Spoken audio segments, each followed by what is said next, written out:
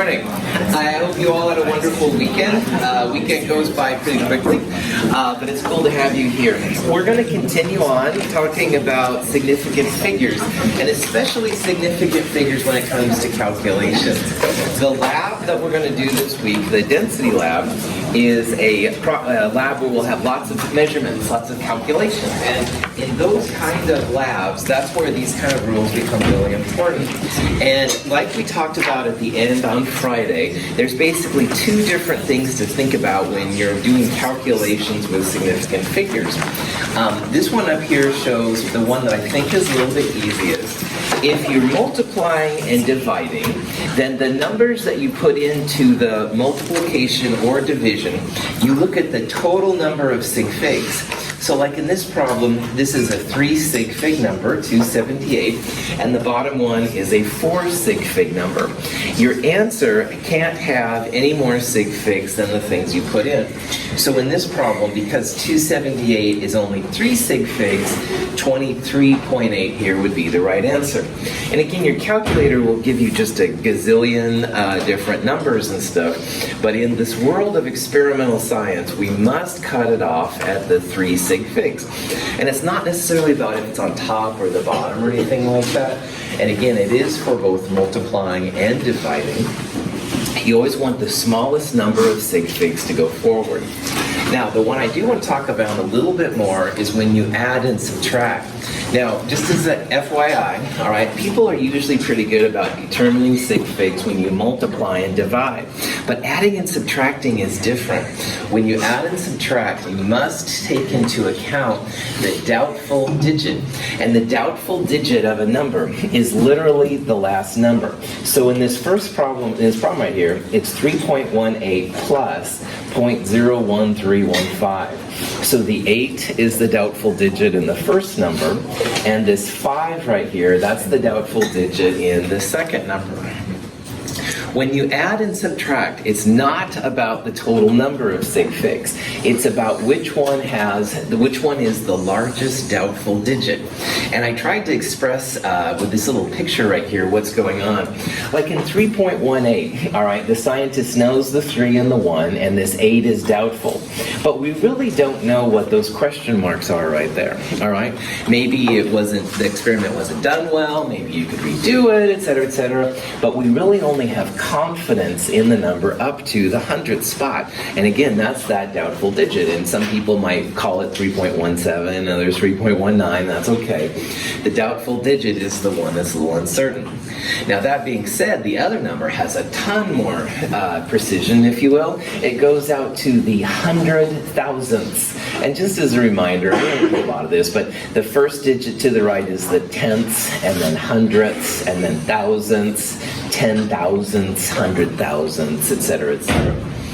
So what that means is when we add these numbers together, all right, because we don't know what those question marks are, how can we have any confidence in what those answers would be, all right? If these were all zeros, then 3.1900 whatever would be it, all right? But probably they're not. That's very unlikely. So we are going to cut this calculation off at the larger doubtful digit, i.e. the one that stops first, all right? So 3.18 stops here. This one stops way out here. We stop it at that largest doubtful digit. We don't know what those other numbers are. So in this problem, the answer, 3.19315, we really don't know about the 3, the 1, and the 5 because we don't have those numbers right there. I'll draw a line sometimes to really exemplify where we're cutting them off. So again, the punchline here is that multiplying and dividing, it's about total number of sig figs in, and the smaller number of sig figs is what you report in the answer. But when you add and subtract, it's not about that. It's about the largest doubtful digit, like where the numbers stop on there. Yeah. So as a question with the hundredths, usually we'll end that up. It's like 0.01999. Yes. In the last example, it was rounded up. The punchline is that if the first number you drop is between 5 and 9, you round up. And if it's 0 to 4, you don't. I'll talk about that on the next slide. But yeah, you're seeing the future now, what I'm going to talk about. Good. We'll talk about rounding up in just a second. Other questions? Okay. Now, the rounding part, which is a great segue and stuff into this part, is really important because the first number you're going to drop, you need to look at that before you just get rid of it, all right? And if that number you drop is between 0 and 4, you just ignore it and move on. On the other hand, if that digit happens to be between 5 and 9, you round that doubtful digit up by 1. So if you look carefully at the multiplying and dividing question, there was actually 23.7 and the answer was 23.8. That's because the first digit that we dropped was between 5 and 9. So we rounded it up. On the other hand, with that addition problem we saw just a second ago, the first digit was not between 5 and 9, so we left it alone. So let's say you had an answer in your calculator of 2.4271 and you needed to round to 2 sig figs. So that would mean the 2 and the 4 would be legit and you'll call them. But you want to look at this 2 right here. And that's the number that if it was between 5 and 9, you'd round up to 2.5. But obviously it's not between 5 and 9, so you just keep it as it is. So keep it at 2.4. Here's a problem, 4.5816. If you wanted to round that one to 2 sig figs, then the 4 and the 5, those are legit. The 8 is the first one to drop, and that's the one you want to see if it's between 5 and 9. It is, so that means your 4.5 becomes 4.6, all right? Now, some textbooks will have really weird rules about what to do if a 5 is the first digit you drop, and I want you to ignore all of those because that's really, really weird. I want you to just focus on this. If your number, the first number you drop, is between 0 and 4, leave it alone. But if the first number you drop is between 5 and 9, that's when you round up. There's no special rules for number 5. Any questions? Okay, so here's a question. It's a type of a problem, and we want to round it to 3 significant figures, all right? 0.0030350, all right? And obviously there's a lot of zeros in there. So again, to figure out where the significant figures start, you want to start at the first non-zero number. Those zeros in front are placeholders, and they tell you that you have a really small number, and that 3, for example, isn't right there. So these 3 zeros are just placeholders. They're not included with the sig figs. So 303, those are the 3 significant figures that we want. So initially, it might be really tempting to put down answer C. But good, I see some of you looking at me like, oh, come on, you're messing with me, and I am, sorry. So yeah, the first number you drop, good, is between 5 and 9. No fancy rules. If you've read the textbook, 5 to 9 means round up, 0.00304. Good. Any questions? In chemistry, which is so experimental based, these rules are really important, all right? And in the lab we're going to do this week, we're going to have a lot of experience like practicing them. And they're not hard rules by any means, but they are important because they allow us to try and keep all of our measurements about the same. Yeah. So when it's like a math problem and you're trying to determine your answer for sig figs, and you're going based off of what they supply with. That's right. It's going to be based off of one of the homework questions. Is the first one. There are like 2 numbers that have 3 or 4 sig figs, and the answer had 2 sig figs. So how do we determine how many sig figs the answer is? If you have measurements with 3 sig figs and 2 sig figs, and they're all multiplying, then you would use 2 sig figs. And this is one thing we'll talk about, how in this world we fight for the sig figs. Because if everything else is like 5 sig figs, and you put in something with 2 sig figs, you would limit it down to 2 sig figs there. Great question. Other questions? A mass percentage is something we'll talk about later in a future chapter. And if you see a percentage in chemistry, 99.99% of the time it will be a mass percent, which means based on grams, kilograms, something like that. All right? So for example, if you saw something about a 30% lead, 70% oxygen, that would be gram amounts, all right? Not volumes or something like that. So in 100 grams of your substance then, you would have 30 grams of lead and 70 grams of oxygen. However, there's no reason why you have to think about it necessarily as 100 grams. You could also think about it, of course, as 1 gram. Then you'd have 0.30 grams and 0.70 grams of oxygen.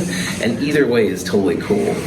Now, usually I will do the first one because I don't have to think about it, all right? I see 100% and then different percentages. I can just plug them in. There's nothing wrong with using like 1 gram. You can use, any number you want to. You just have to think more about it, but really it's up to you. Here's an example of how this works. There's several different penicillin derivatives. This particular one right here is the structure for this penicillin F. And penicillin F apparently is 53.829% carbon. So if you're curious how much carbon there is in 75 grams of penicillin F, you can totally do it. So 75 grams of penicillin F, that's what we're starting with. And our answer will be then some smaller amount of 75 from there. Sig figs apply to percentages just like anything else, all right? So an example of what you just asked about, 2 sig figs here and 5 sig figs here. How many sig figs do you think our answer will be? 2, that's right.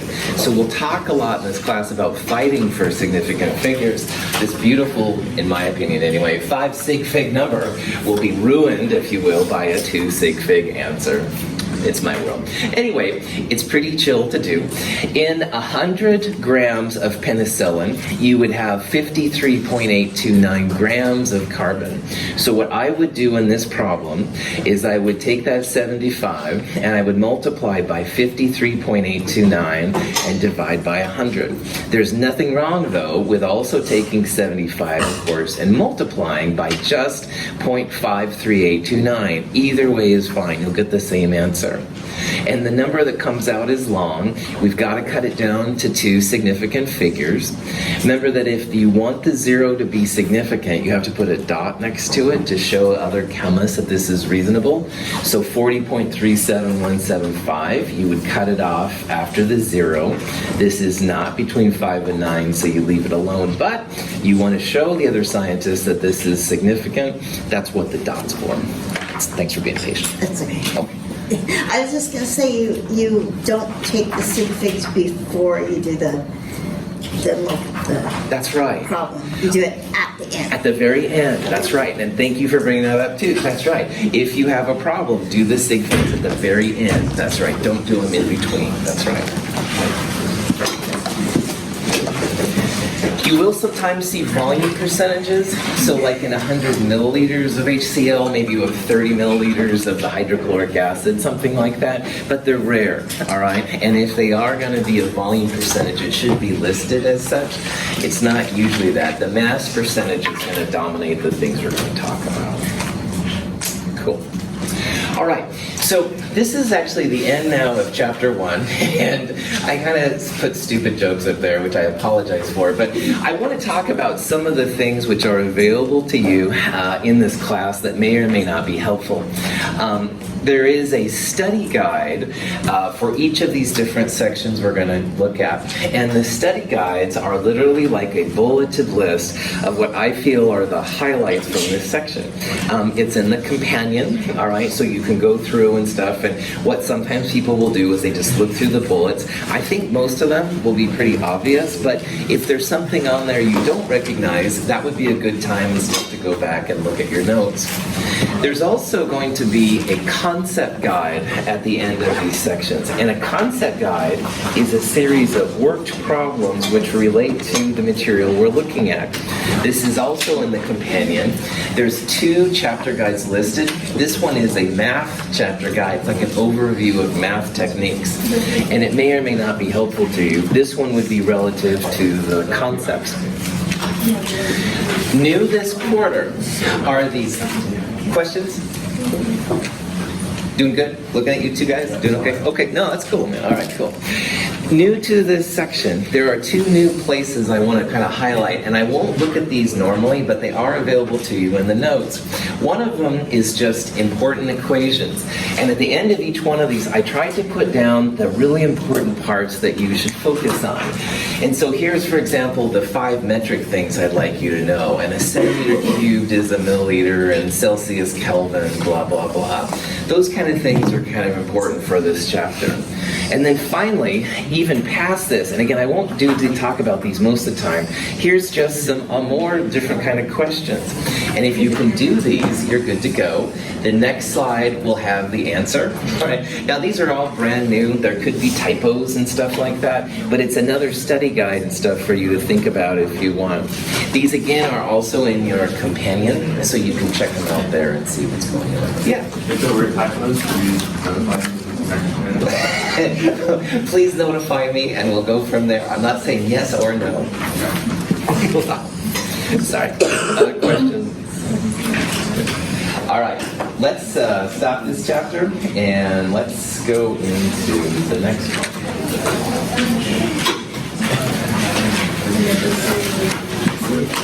Chapter 1 is kind of like the boring parts when you walk in a big building. And you walk in the front floor, and there's all the different directories as to where exactly you need to go in the big building. It's not very exciting. So now we're going to finally get into some actual, chemistry. And it's pretty cool. This part, I'm going to split essentially Chapter 2 into 2 different sections. This is going to be Chapter 2, Part 1. There's a tiny bit of Chapter 3 in here as well, though I'm just going to let you know. This one's going to be more on the atoms and what exactly an atom is, what the periodic table is all about, etc., etc. The next section we're going to look at, which I'll call Chapter 2, Part 2, is basically the remainder of Chapter 2 and a little bit more of Chapter 3, where we'll look more at the molecules and compounds and how to name them and stuff like that. So finally now we're getting towards, and you can see how here all of these positive things are being attracted to the negative things outside, and no one's paying attention to the teacher. Imagine that. Anyway, it's kind of stupid, but all right. Atoms.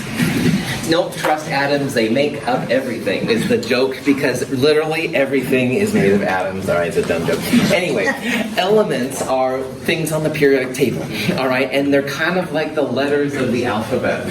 And we're going to make lots of different words, and we're going to make sentences later on, but for right now, just realize that with these 100 plus elements, you can literally make everything that you know around you. And like your cell phone has a ton of different elements inside it and stuff like that. So, if you take an element and you break it down in half, and you take that half and you break it in half, and you go down, down, down, down, down, and you'll finally get to the smallest piece of an element, and that's called the atom, all right? So the atom is like the smallest part of an element that you can have. If you break the atom up, then it won't be like the element anymore. Every atom has a different size, and these are things we're going to talk about. But every atom does have this kind of general form right here, where there's a nucleus in the middle of the atom. The nucleus holds the neutrons and the protons, and electrons kind of circle around it in kind of this shimmering cloud. And we'll talk about in Chem 221 why this cloud is shimmering. So regardless of the element, they all have these kind of properties when it comes right down to it. In the Powers of 10 video we saw last week, one of the things he did at the very end was he went through the levels of the electrons, and there was a huge difference, many powers of 10, before before you could even see the nucleus. These pictures that I'm going to show aren't always super accurate.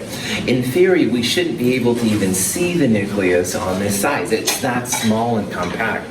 But for a teaching aid, of course, you have to give me a little artistic license. And again, this shimmering part is kind of a cool thing. The chemists haven't always known what atoms look like, and we'll talk a little bit in this section about the history and how the idea of the atom has been developed. Protons, neutrons, and electrons are things we'll talk about a lot in the next two sections. Protons basically define what the atom is, and electrons are used most of the time to connect to other atoms. You can think about electrons as being like the glue that holds molecules together, and they're kind of cool. Neutrons have their uses though too, and we'll talk about it. And again, protons and neutrons are in the nucleus, and the electrons run around the outside. If modern astrophysical theories of the origin of the universe are correct, in the first few moments of the violent birth of the universe, there were only two elements, hydrogen and helium. The Big Bang is the theory that scientists use to describe the formation of everything around us, all right? And in the Big Bang, at first it was literally just energy, and then the energy started to cool and cool down. Then he started out getting some hydrogen, and then later on some helium, et cetera, et cetera. Some of the heavier elements, they're not always sure where they come from. There's ideas about novas and supernovas and stuff, but it's a fascinating thing. So initially, there really was only one element. Then there got to be some helium and other ones past there and stuff like that. Some atoms develop faster than others. The lighter ones develop faster than the weaker ones. Also based on their numbers, sometimes things do. Carbon is very important for our world, all right, for our life, all the DNA and stuff like that inside it. Oxygen, of course, is what we breathe. But what's kind of cool to think about that maybe you have or have not, but everything that we are, all right, and everything that we breathe and we eat, at one time literally was like a type of a stardust, all right? So people will say, oh, we're made of stardust, and literally we are. That's what the current theory, anyway, of making matter is all about, which is kind of cool. Not all of the elements, though, were made in the same proportions. Like you might initially think that there's just as much carbon as silicon as iron or something like that. And that's not totally right. This is a graph here showing the approximate cosmic abundance. So if you think about everything in the universe, and of course these kind of graphs are constantly being updated when new data comes around, but you can see right away on this abundance y-axis, hydrogen is the most abundant by far, all right, and helium's right afterwards. But then there's actually quite a bit of iron, quite a bit of carbon and oxygen, but very little lithium, for example. So all the atoms are different. On the Earth, the crust, the ground, is mostly silicon and oxygen. So silicates and stuff like that are basically that kind of thing. And in the atmosphere, most of what we breathe is actually nitrogen. The oxygen is, of course, the interesting part for us, but nitrogen is also pretty abundant. So when people talk about the amounts of elements, it's variable, and some elements are more abundant than others. I wish I had more gold, for example, but anyway, I teach at a community college. But anyway, you get the idea. All of them are different percentages and stuff, so. WebElements.com is one of my favorite chemistry websites. And if you go to WebElements.com, you'll see things like this, like the abundance of the world. Woohoo! But more interestingly, if you have a class presentation element picked out, you can go to this website and click on your element, and there'll be links and stuff to what it's about, some uses for it, and stuff like that. So. Now, like I said earlier and stuff, the people didn't always understand what matter was made of. And so we're going to look here very, very quickly at some earlier theories that were used. And the ancient Greeks had three main players in this. I always mispronounce this guy's name, Empedocles, I think. But anyway, it doesn't matter. He had a theory of matter, which both Aristotle and Plato pulled out. Now, Plato was the one supposedly that caught up the idea of an element. But anyway, in this theory of matter, there was essentially fire, air, water, and earth. and everything around us could be explained in these elements. And combinations of earth and water created cold, and air and fire created hot, etc., etc. Here's the old periodic table, only with air, fire, anyway. Now it seems kind of silly, all right, but at the time, this was a big thing. And again, this was a long time ago, so they hardly had they didn't have indoor plumbing probably, right? I mean, it was, a long, long time. At the time, they would sit around and, talk to each other around a campfire and look at the stars and stuff like that. So that was a theory. The sad thing, though, in my perspective, is that this was a dominant theory for a long, long time, and it kind of kept science of chemistry and chemistry-like phenomena and stuff kind of behind. I say it's kind of sad because somebody else had a much cooler theory. And this guy, Democritus, is seen as one of the real forefathers of chemistry. And Democritus was the same time as Plato and stuff like that. Democritus thought, well, I don't know about this air, water, fire thing and stuff like that. But he did think about gold. And gold, of course, then as well as now, was a real valuable commodity. And he thought, I bet if I took a piece of gold and I divided it into an even smaller part, it would still be gold. And you can keep dividing it and dividing it and dividing it. But finally you're going to get down to some really small piece. And if you cut that, you won't have the properties of gold anymore. And that is so amazing how ahead he was. He called this smallest unit of matter, again, I think it's atomos in Greek, I don't know, but that's where atoms came from. And man, it's too bad and stuff that obviously this theory didn't go forward. Apparently, like Plato and those people were in a more highly regarded part of Greek culture, and Democritus was more like in kind of a backwater kind of an area. So his theories weren't taken to the same extreme and stuff as others. But now in current days, we're going to see, wow, this is exactly what an atom is. Something that has structure and volume, and if you cut that up, it will no longer be just an atom. Then there was a long gap where the Dark Ages occurred, and some things were forwarded, but some were not. And chemistry was kind of dormant. There was some alchemy, which we'll talk about on and off again throughout this course. But in my opinion, the next big player in the chemistry world was this guy, John Dalton. And John Dalton sometimes is referred to as the Newton of chemistry. Newton was the person that kind of brought physics into the modern age through gravity and things like that. John Dalton kind of formalized the idea of chemistry, more or less. And he had a theory, a series of proposals. In 1804, he proposed his atomic theory. He thought that atoms couldn't be created or destroyed.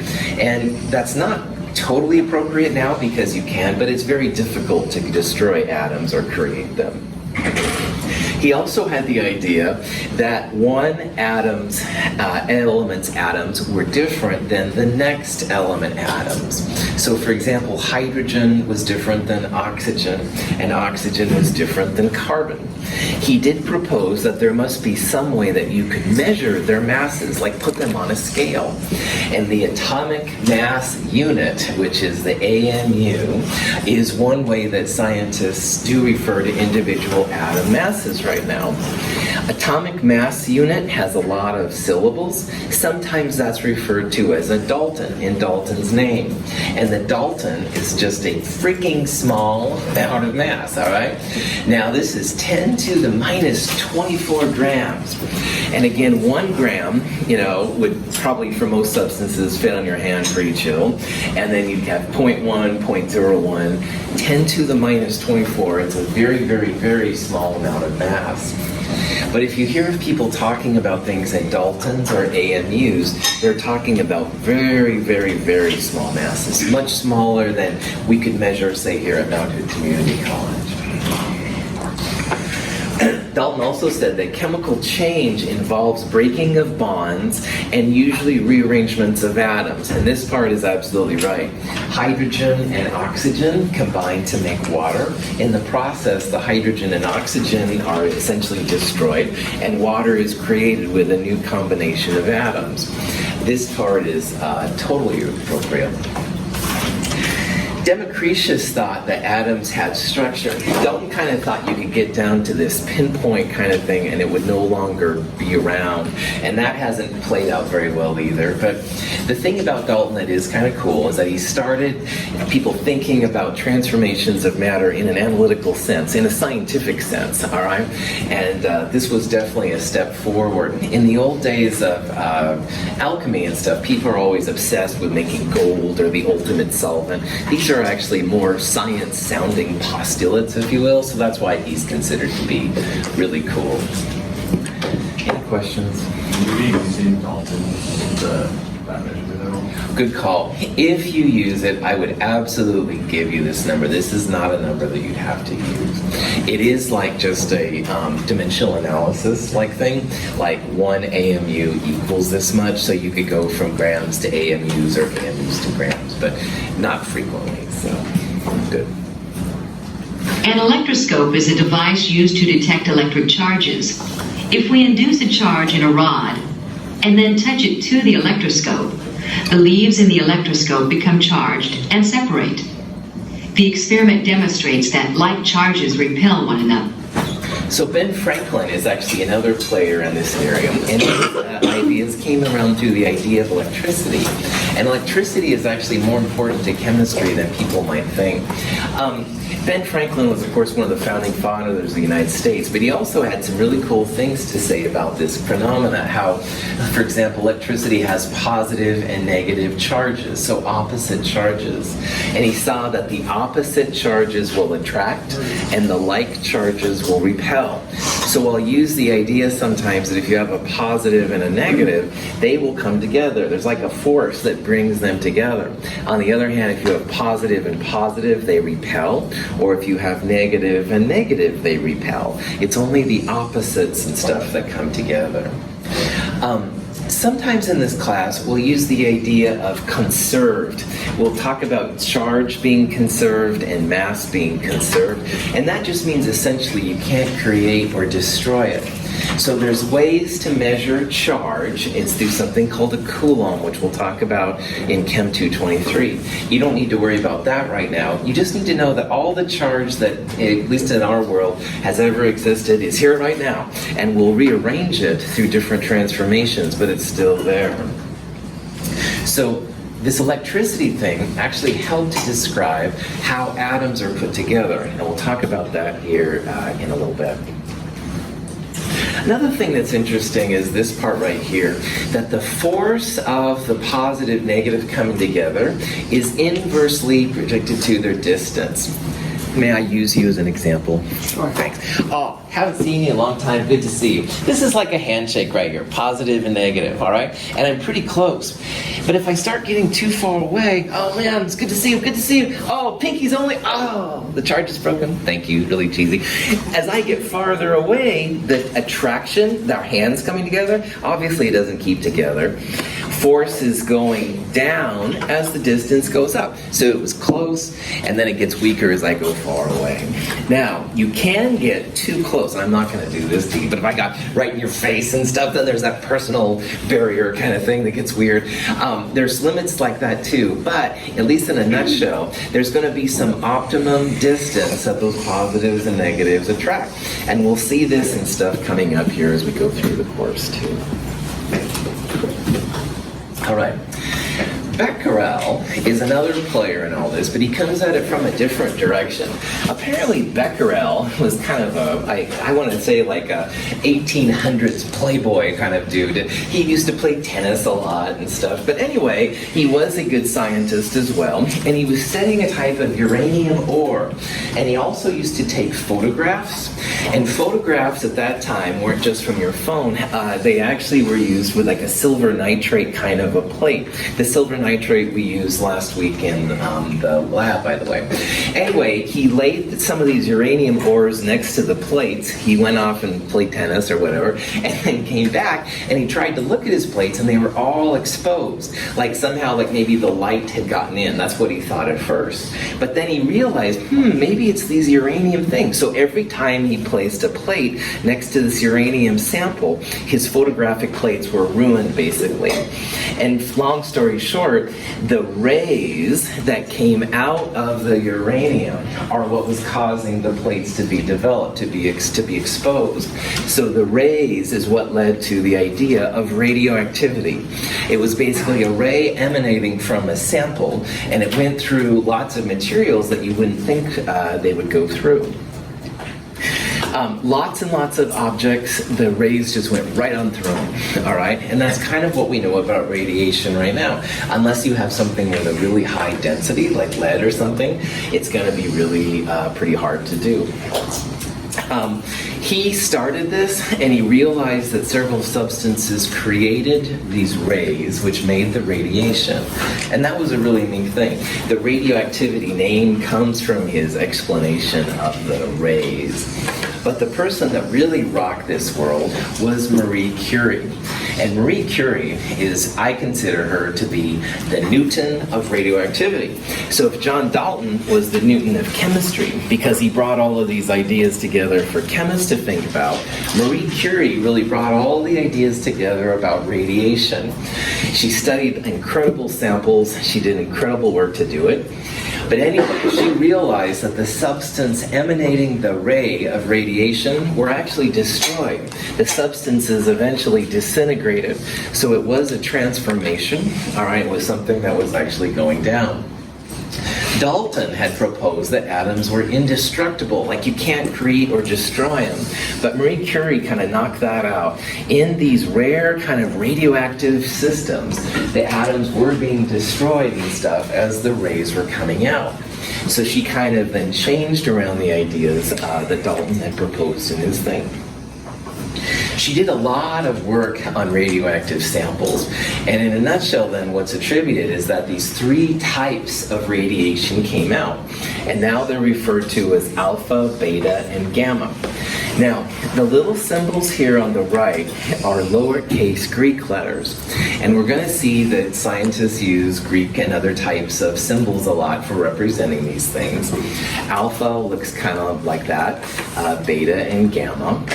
Now, each one of these radiations had different properties, and an alpha particle was essentially like a supercharged helium nucleus.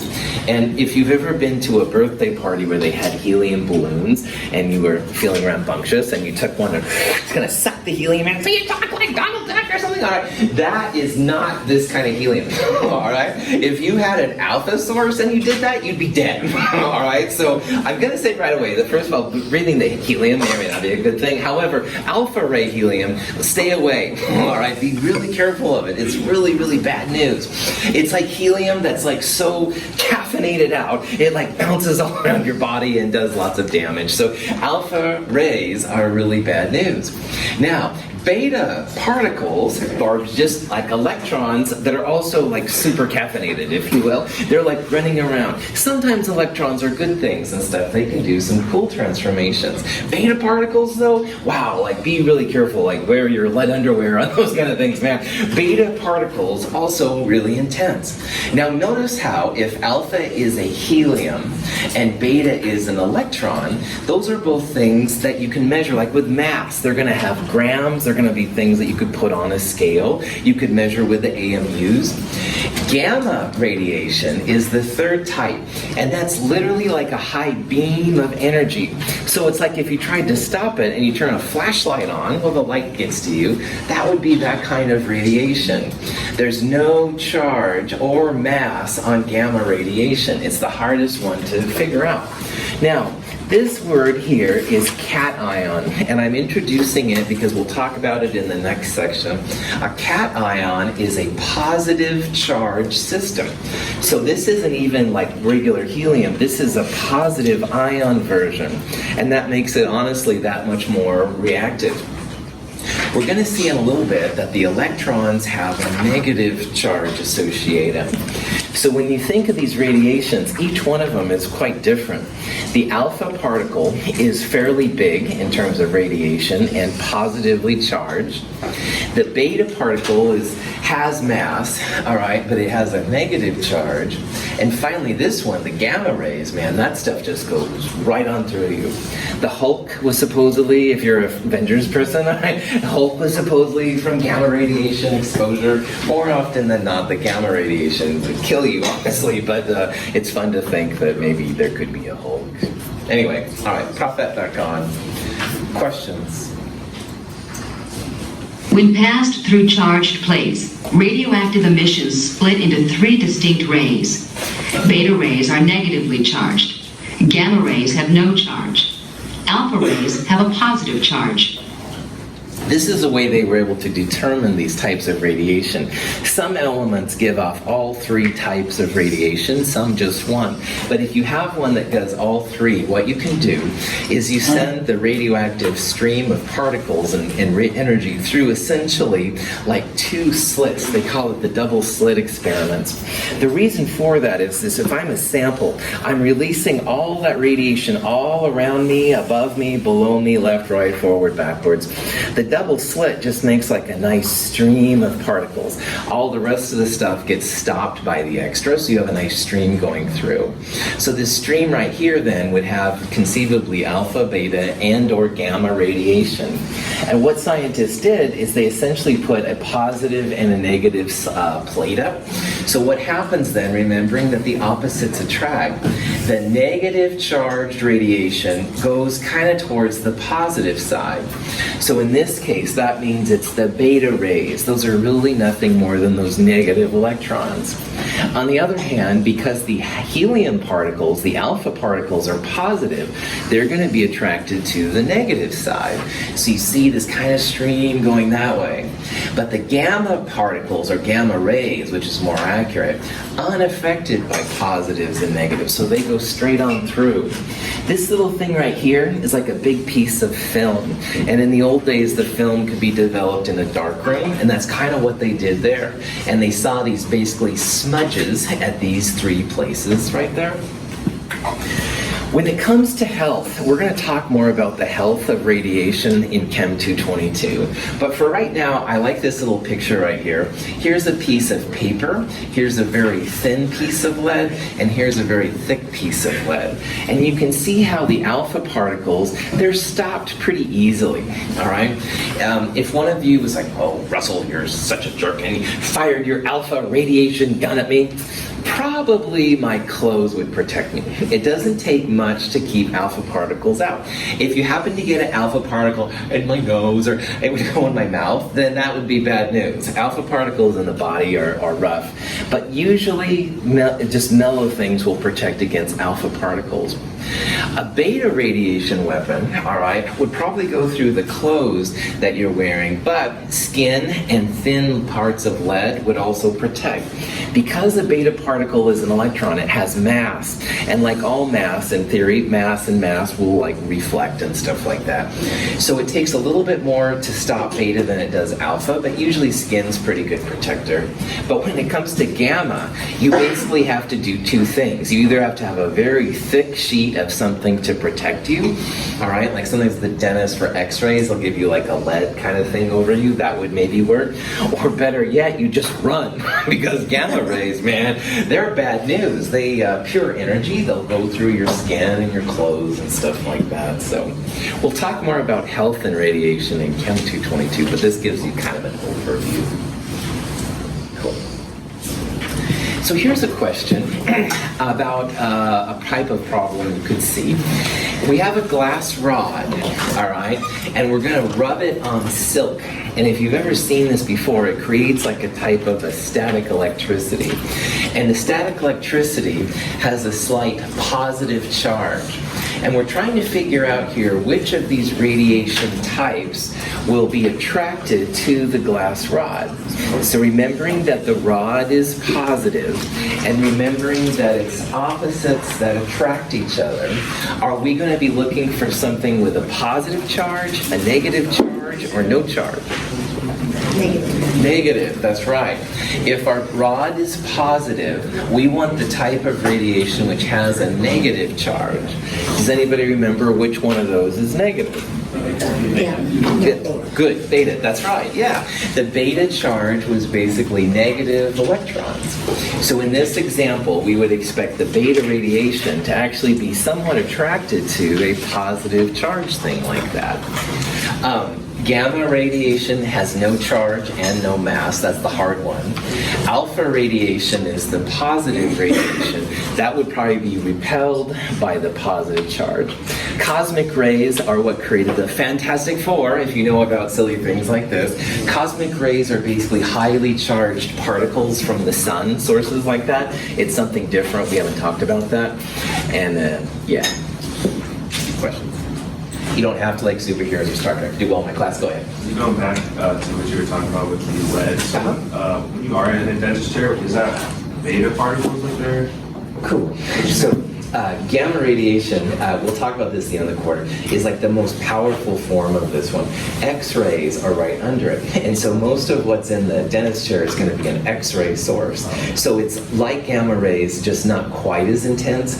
And that's why a little bit of X-rays are okay and stuff. So, but if you have a choice between gamma and X-ray, take X-rays, all right? Because X-rays are less energetic in theory. They'd be better for you.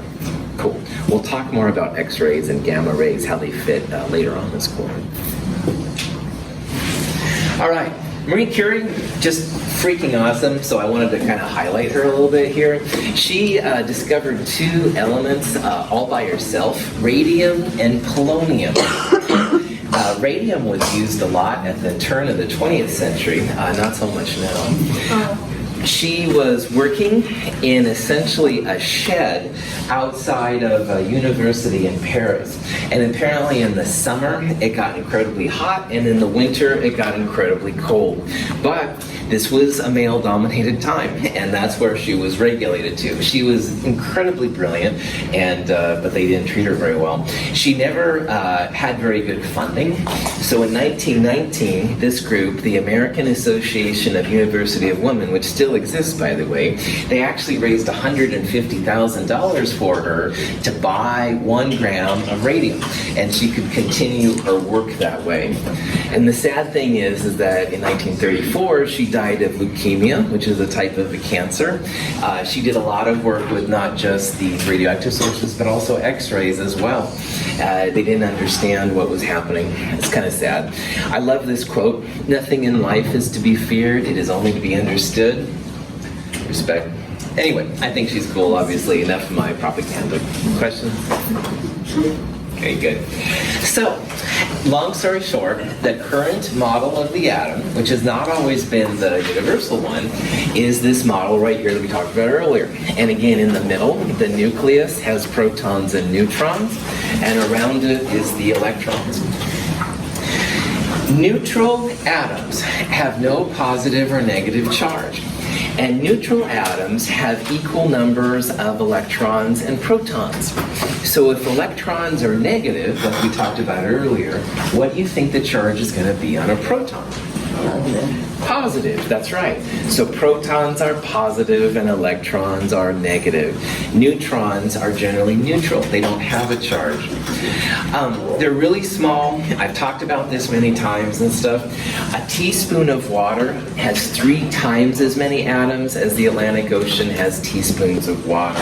So when we have little pictures like this, they're models, all right? They just represent our best guess what it is. It's very difficult to get like actual home movies, if you will, of the atoms moving around.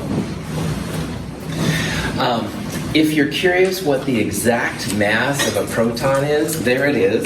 That's a really unwieldy number. So most of the time what people will use is this atomic mass unit. So the proton is 1.007 AMUs, which means it's really small. The electron is also really small.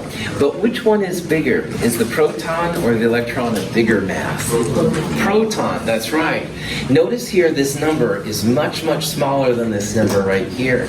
It's about 2,000 electrons for one proton. So you can see there's quite a difference. Neutrons don't have a charge. Here's the mass of the neutron. Which one of these three is the biggest particle? Neutron, good. 1.0087 is bigger than 1.0073 and bigger than that one. So a neutron is bigger than a proton or an electron. Protons and neutrons, though, are about the same mass. Electrons quite a bit smaller. But the biggest one of all is going to be the neutrons. And we'll talk about why that is later. Yes? How does, when you say like moles, how does that relate to like protons, neutrons? Cool. The mole is the ultimate counting unit of all time. And we'll talk about how you can relate it because no one can measure out like these small of masses. But when you have the mole, you can deal with things that make sense in our practical world. I'll probably look at the moles either this Wednesday or Friday a little bit more. So hold that thought until then. Good. All right, this is a good place to stop. Have a good day. See you later.